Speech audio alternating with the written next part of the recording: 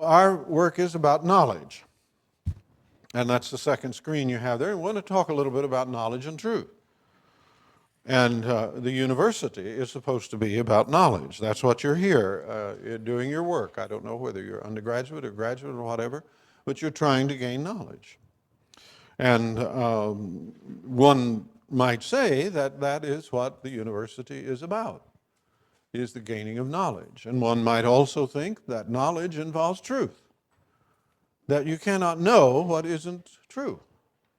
But you see that one of the ironies about our Veritas forum is Veritas is, it's kind of nice to put it in Latin.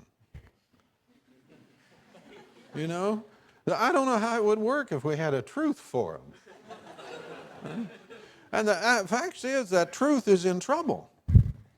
Now, not just religious or moral truth, but truth. And it's a little embarrassing. And, you know, we need to think deeply about that. I quote here a sentence from the WASC, that stands for Western Association of Schools and Colleges. They're the people that come around and decide whether or not your degree is any good. And I occasionally serve on these site committees. Some of you probably do the same, faculty here. And here's what they say. An institution of higher education is, by definition, dedicated to the search for truth and its dissemination.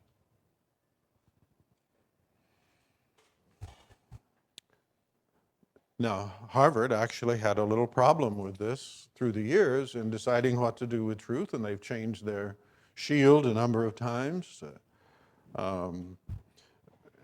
Primarily, they were troubled about the issue of the unity of truth. And that is, does truth include the religious, the moral, and the other dimensions of truth?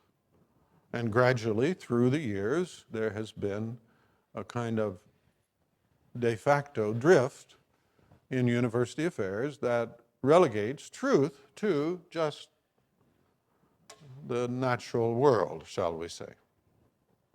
And so then our ability to represent God, personal character of the human being, spiritual side, all of that is eliminated from knowledge. But truth itself does not do that. I mean, I've given here a statement of what a truth is. A thought or statement is true if what it is about is as that thought or statement represents it. So have you got a quarter in your pocket? You say, well, yes, I've got a quarter in my pocket. Well, that statement will be true if indeed your pocket has a quarter in it. Right? How can you get more elemental than that? But that's the general nature of truth. And truth is involved in knowledge because knowledge is our capacity to represent things as they are on an appropriate basis of thought and experience. And that can include authority. Nearly everything we know is known on the basis of authority. Do you know that the playoffs have now begun in the NBA? Well, some of you, I think, didn't know that. Well, take my word for it. It has.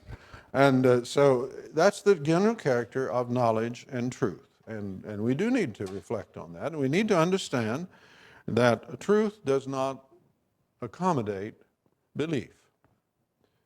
Belief has to accommodate truth. No one has ever made a proposition true simply by believing it. Now, maybe their belief in it caused them to act and to bring something about that made the proposition true. But merely believing doesn't make propositions true. A group of people believing it doesn't help get up a movement, get a grant. It won't make it true. Right? 1 million Frenchmen have been wrong. 1 million Americans have been wrong. So the bitterness of truth is its total indifference to human will and desire, together with the fact that human desire and will is set on reshaping the truth. This is the fundamental conflict in human life, is the conflict between desire or will and truth. And that conflict affects everything we do, including what we do on the university campus. For more information about the Veritas Forum, including additional recordings and a calendar of upcoming events, please visit our website at veritas.org.